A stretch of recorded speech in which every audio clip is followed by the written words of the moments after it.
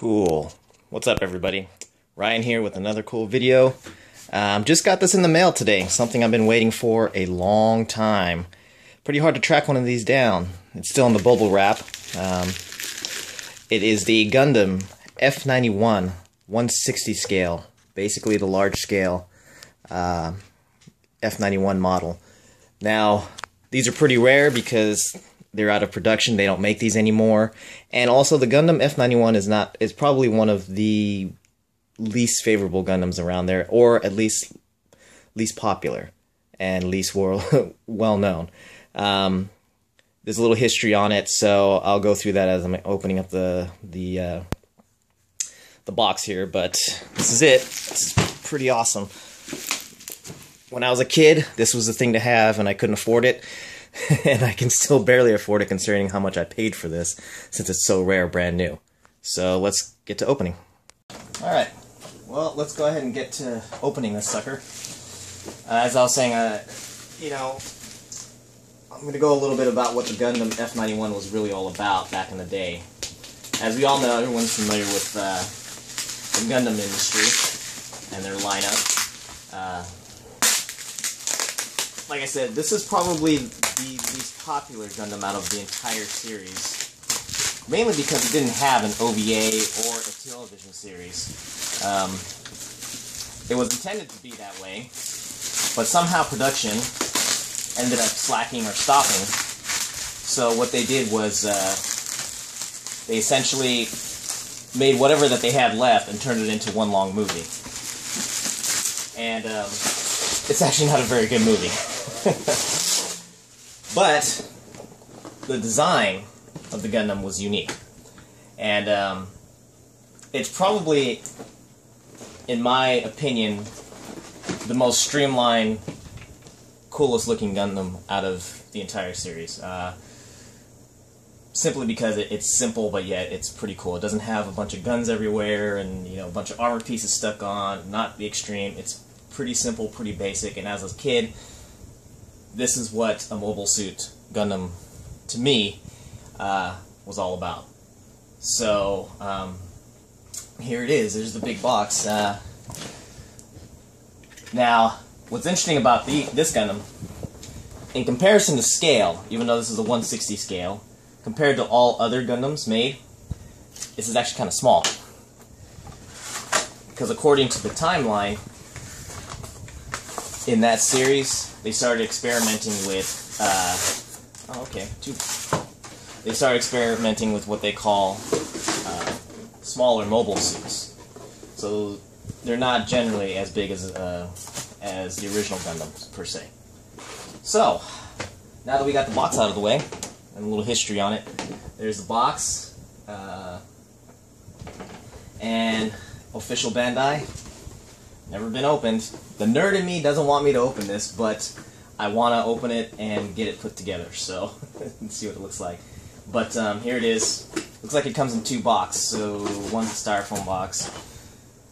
Now these big scales, they're a little weird. They kind of come pre-assembled with some parts that are not assembled, obviously, like your armor bits and whatnot, but majority of it is already pre-assembled, so I'm assuming this is what's in here.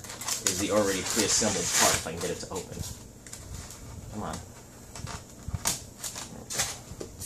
trying to be as careful, like I said, the nerd in me is being careful about this for some reason. There we go. Yes, I was correct. So there's the main body. That's pretty cool.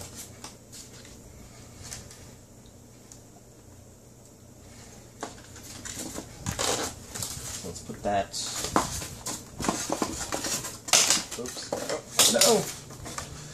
I can edit that out. Or maybe I'll leave it in. I don't care. Alright, well, let's leave that.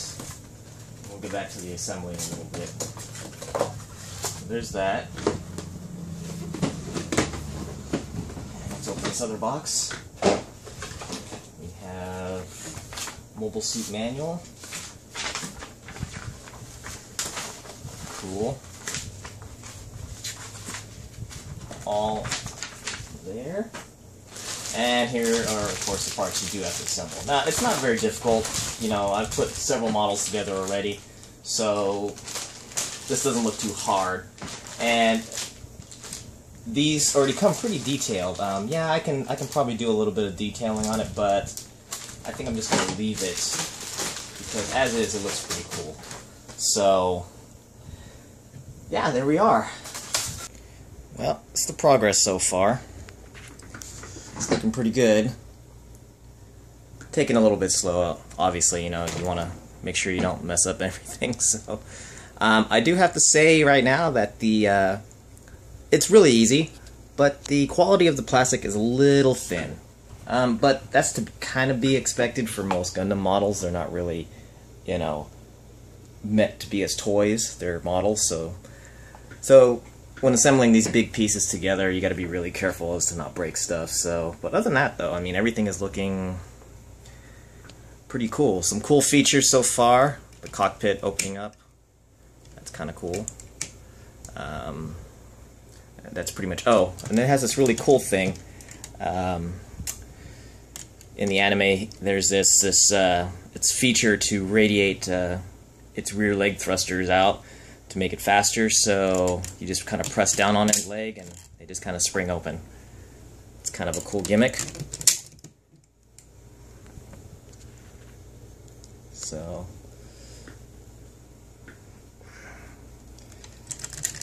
actually it's to radiate heat, I think. I can't remember. I have the anime and it's in Japanese, but I can't remember if it was thrusters or heat generated by the Gundam. But anyways, that's the build so far.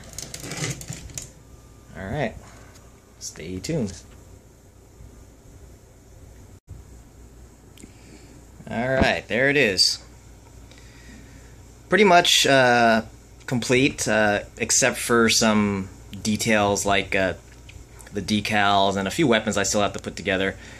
God, my camera's so horrible. There we go.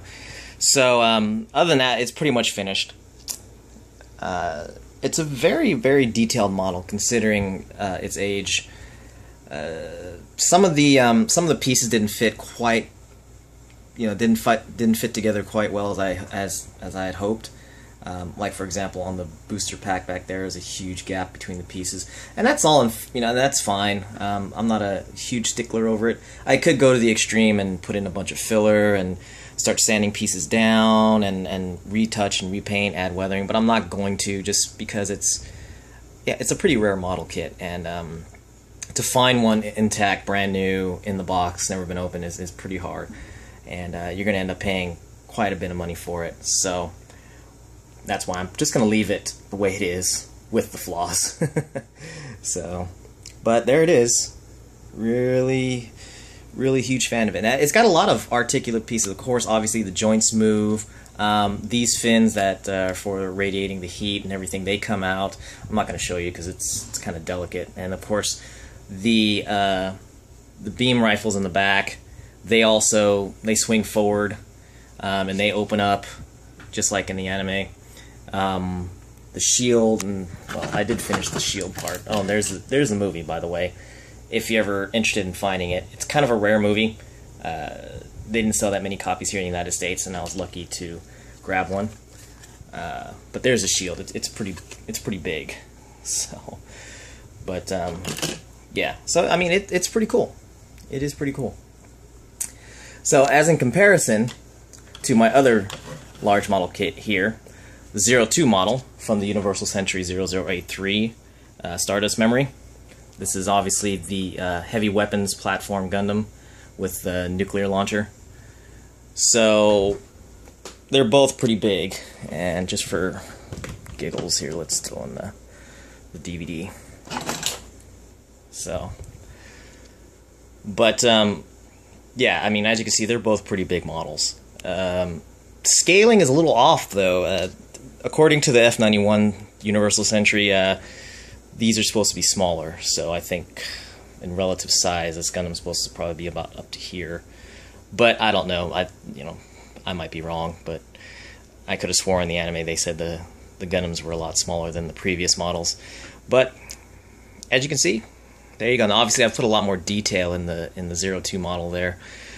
But I'm not going to do that with this one. I'm just going to leave it. So there you go. Nerd Day. Fun putting this together. Bring back some good old childhood memories. So that's it. Gundam F91. Oh, by the way, the 91 stands for when it was released. In the year 1991. Just goes to show how old I am. There you go. Enjoy.